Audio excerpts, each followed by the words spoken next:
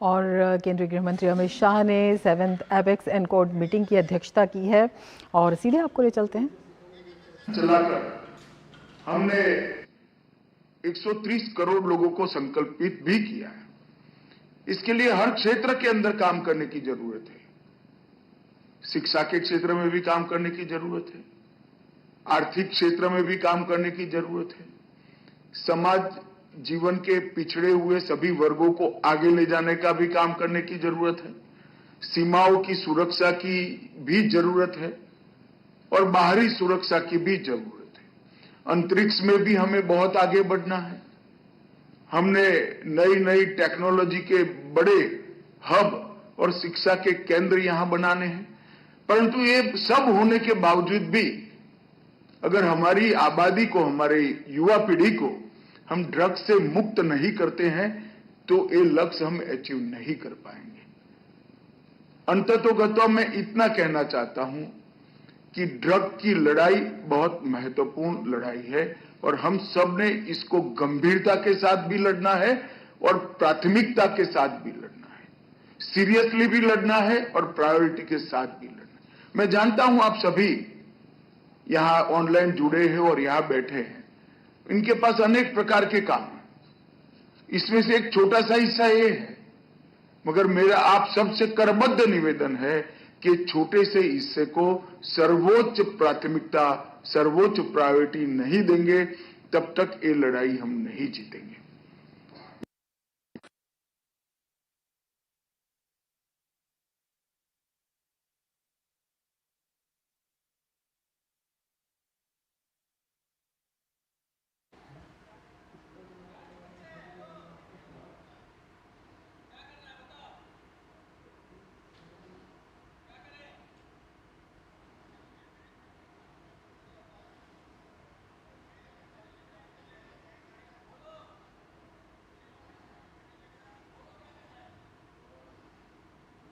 ये बहुत बड़ा चैलेंज है, बहुत बड़ा लक्ष्य है, बहुत बड़ा संकल्प है।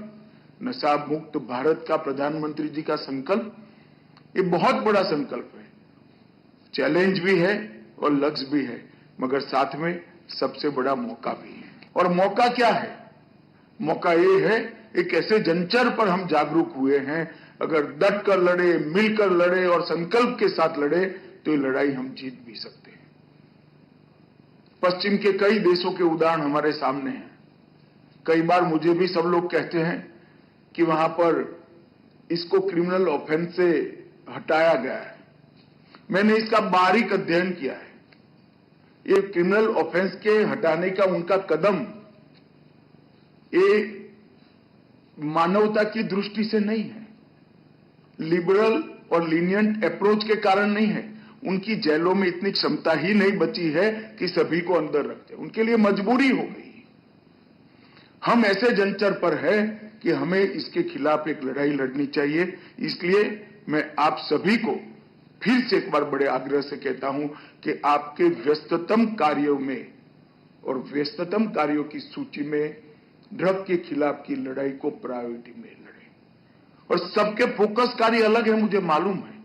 यहाँ वित्त विभाग बैठा है, ईडी बैठे हैं, सचिव रॉ बैठे हैं, सभी लोगों के अनेक काम हैं, परंतु सप्ताह में एक निश्चित समय हमें इस लड़ाई के लिए इंगित करना पड़ेगा। एक छोटा सा का वर्टिकल आपके ऑर्गेनाइजेशन में बनाना पड़ेगा। इसका रिव्यू और रिपोर्टिंग की व्यवस्था आपको बनानी पड़ेगी, तभी जाकर हम ये लड़ाई को लड़ सकें। विगत 5 सालों में हमने 3 पिलर्स पर ये लड़ाई को बिल्डअप करने का प्रयास किया था। स्ट्रक्चरल रिफॉर्म किए थे, इंस्टीट्यूशनल रिफॉर्म किए थे और इंफॉर्मेशनल रिफॉर्म भी किए थे। जागरूकता के लिए भी बहुत काम किया था और होल ऑफ गवर्नमेंट अप्रोच के साथ हम आगे बढ़े थे। मैं इसीलिए शुरू में ही बधाई दिया देश भर के इस लड़ाई के सभी सिपाहियों को, क्योंकि हमारे सामने इसके आंकड़े बहुत उत्साहवर्धक हैं। जब्त ड्रग्स 2004 से 13 तक का जो ड्रग्स जब्त किया गया 1,52,000 किलो था और 2014 से 24 में एक समान कालखंड के अंदर 10 साल में 1,52,000 किलो के सामने 5,43,000 किलो ड्रग्स हमने जब्त किया है।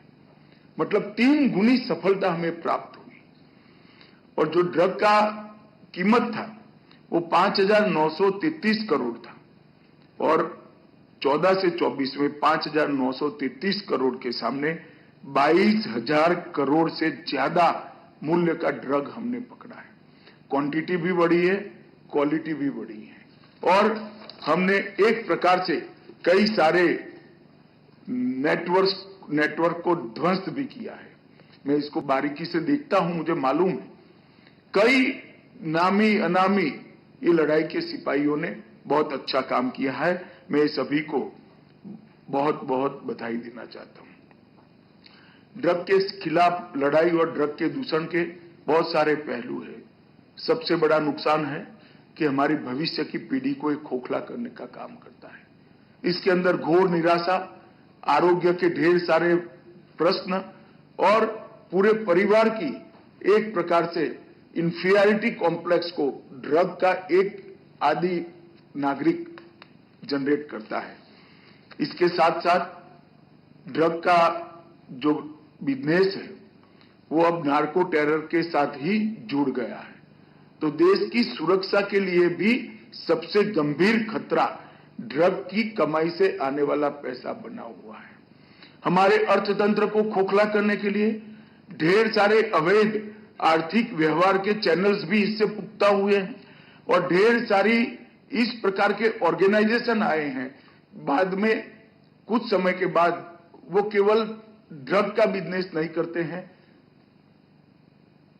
गैर कानूनी हवाला का बिजनेस करते हैं, गैर कानूनी तरीके से देश के धन को देश के अर्थतंत्र की चार कॉर्नर के बाहर ले जाने का काम करते हैं और ढेर सारे टैक्स चोरी के काम भी इसी में से उत्पन्न होते हैं और ये मल्टी लेयर्ड क्राइम बन गया है।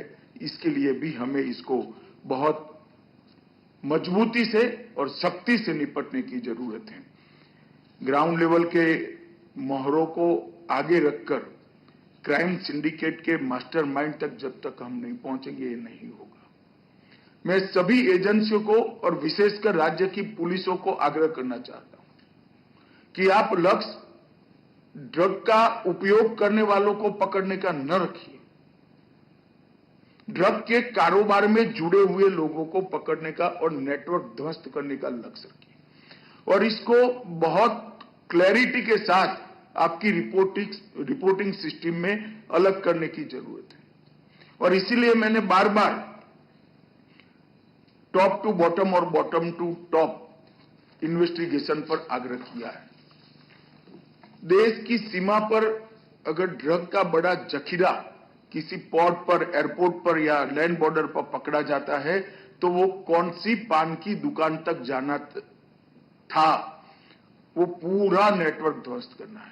और किसी पान की दुकान पर बच्चों को ड्रग देने वाला एक व्यक्ति या पान की दुकान पकड़ी जाती है तो देश में वो कहां से एंटर हुआ या कहां बना, तब तक के नेटवर्क का इन्वेस्टिगेशन करना चाहिए। ये इन्वेस्टिगेशन कोई सामान्य गुनाह का इन्वेस्टिगेशन नहीं है, इन्वेस्टिगेशन ही नेटवर्क का इन्वेस्टिगेशन है। हम छोटे छोटे लोगों को पकड़कर हमें आंकड़े को रिपोर्टिंग करने की आदत अगर डाल देंगे तो मैं नहीं मानता कि लड़ाई को हम सफलता के साथ लड़ पाएंगे। मैं गुजरात से आता हूं, गुजरात आता जाता रहता हूं, जो मिलने आते हैं वो कॉलोन करने आते हैं उनको भी पकड़ता हूं ड्रग के लिए।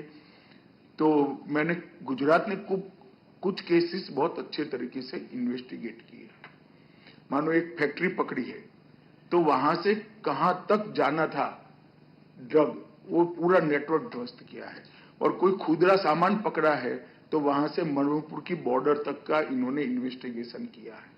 मेरा आग्रह है राज्यों के सभी डीजी और चीफ सेक्रेटरी से कि हर इन्वेस्टिगेशन को मॉनिटरिंग अथॉरिटी एक केस का इन्वेस्टिगेशन समझकर संतुष्ट न हो और ये इन्वेस्टिगेशन को कंप्लीट इन्वेस्टिगेशन बनाए, पूरे नेटवर्क को ध्वस्त करने का इन्वेस्टिगेशन बनाए। सिंथेटिक ड्रग की समस्या अब देश के बाहर की धरती से हमारी धरती पर आ गई है।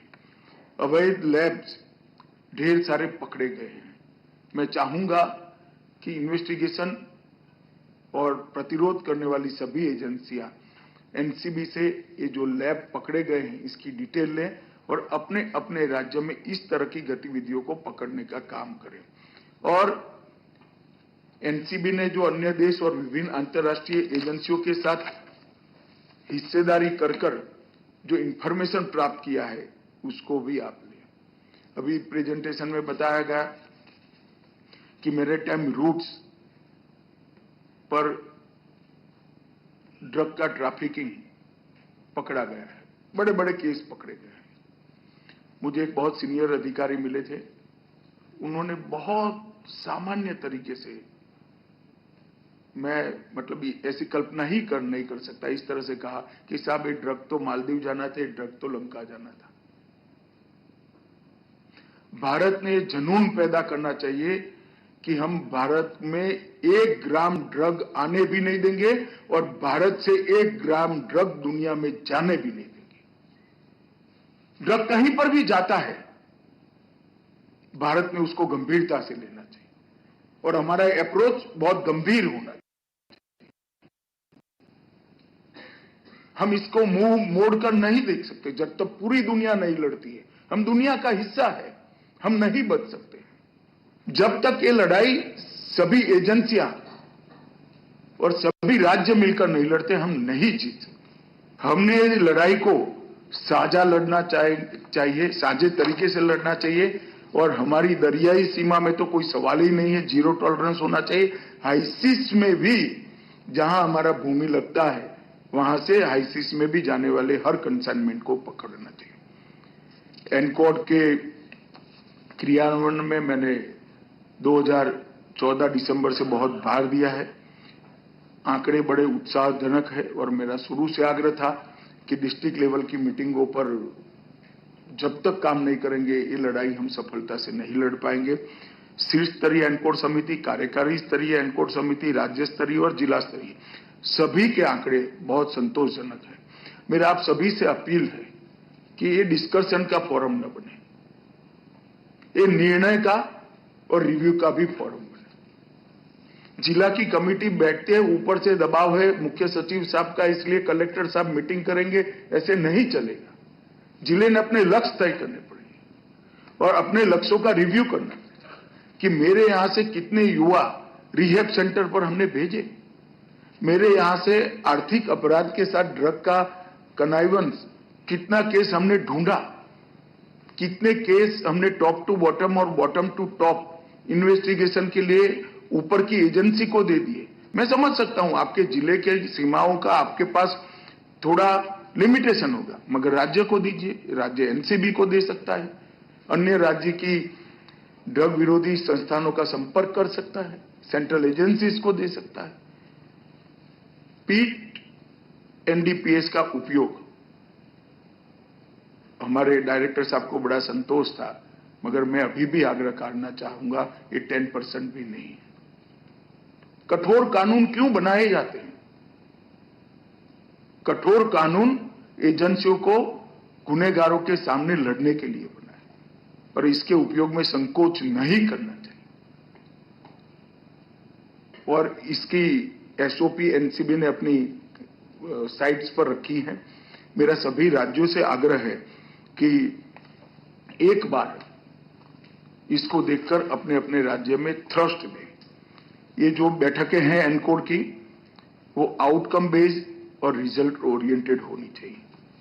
फिक्स टारगेट बनाना, इसका रिव्यू करना और स्थानीय परिस्थिति के अनुकूल रणनीति बनाना। हर जिले का रणनीति इसमें अलग होगा। एक बहुत बड़ा हॉस्टल है तो आपकी रणनीति एक जिले की अलग होगी, एक दरियाई जिला है तो उसकी रणनीति अलग होगी। वहां जैसे कहा हर मछुआरे को नजर रखनी पड़ेगी। एक एयरपोर्ट वाला जिला है उसकी रणनीति अलग होगी। स्थानीय रणनीति जब तक नहीं बनाएंगे और फीडबैक मैकेनिज्म जब तक पक्का नहीं करेंगे, मैं नहीं मानता इसमें बड़ी सफलता मिलेगी।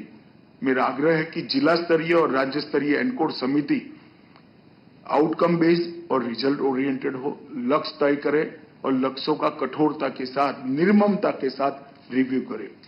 लगभग 4,431 एनकोड बैठकें हुई है, 151 राज्य की हुई है। ये हमारे लिए बहुत आनंद का विषय है।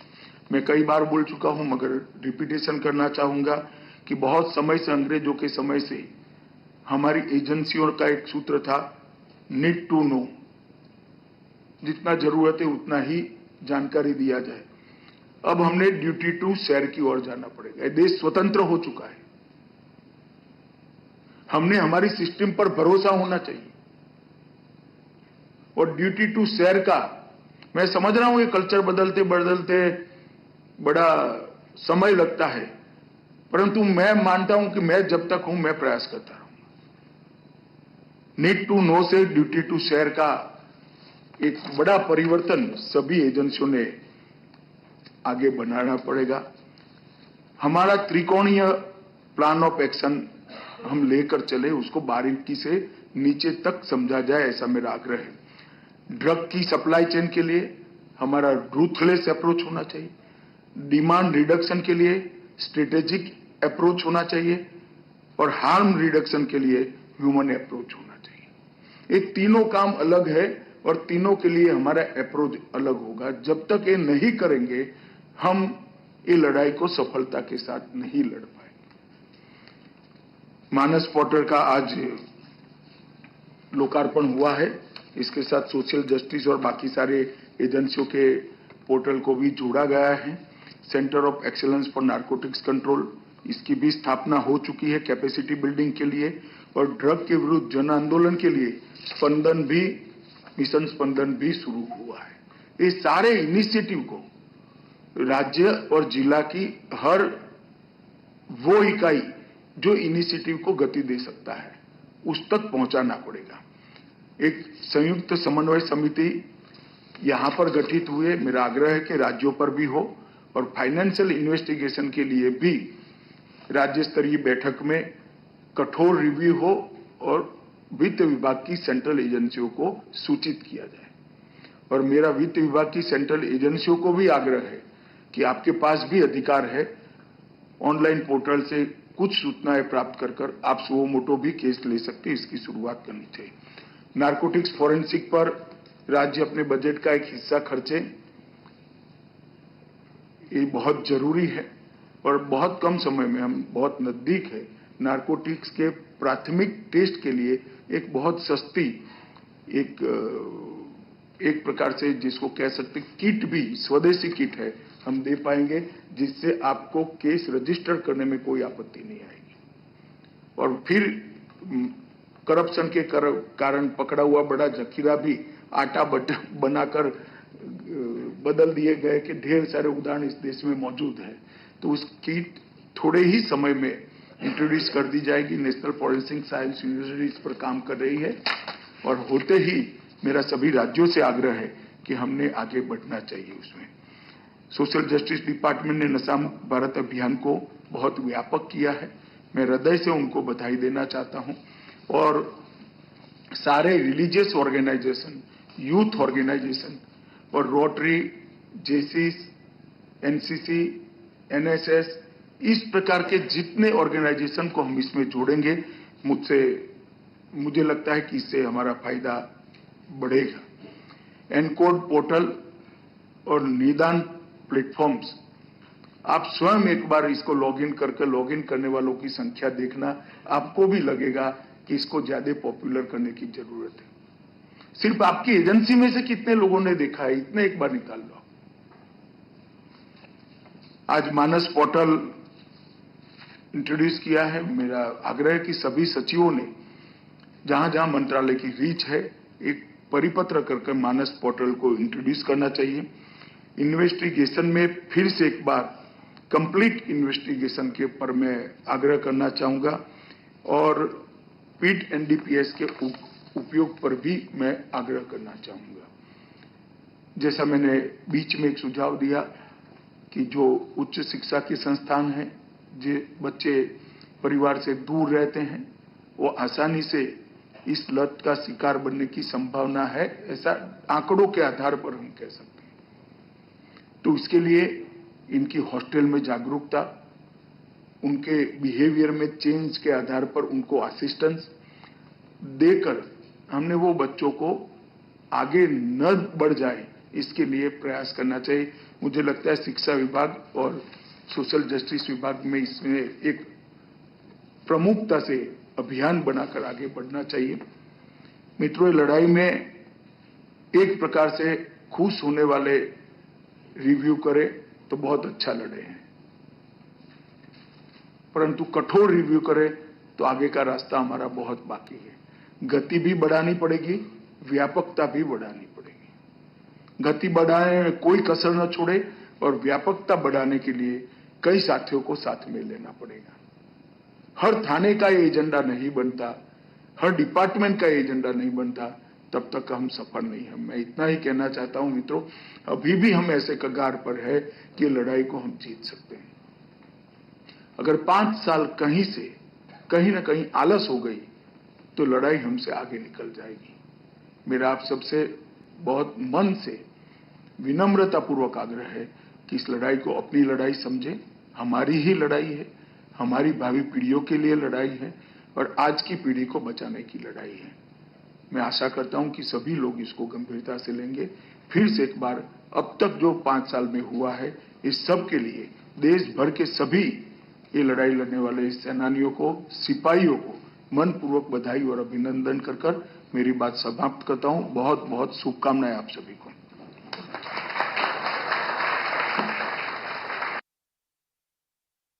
केंद्रीय गृह एवं सहकारिता मंत्री अमित शाह ने आज दिल्ली में नार्को कोऑर्डिनेशन सेंटर की 7वीं शीर्ष स्तरीय बैठक की अध्यक्षता की। इस दौरान गृह मंत्री ने राष्ट्रीय नारकोटिक्स हेल्पलाइन मानस की शुरुआत की। गृह मंत्री ने कहा कि प्रधानमंत्री नरेंद्र मोदी के नेतृत्व में भारत सरकार ने ड्रग्स तस्करी के खिलाफ जीरो टॉलरेंस नीति अपनाई है, जिससे ड्रग्स के खतरे को कम किया जा सकता है और उन्होंने सभी विभागों से इसमें सहयोग करने की अपील की और इस लड़ाई में जीत सुनिश्चित करने का आह्वान किया।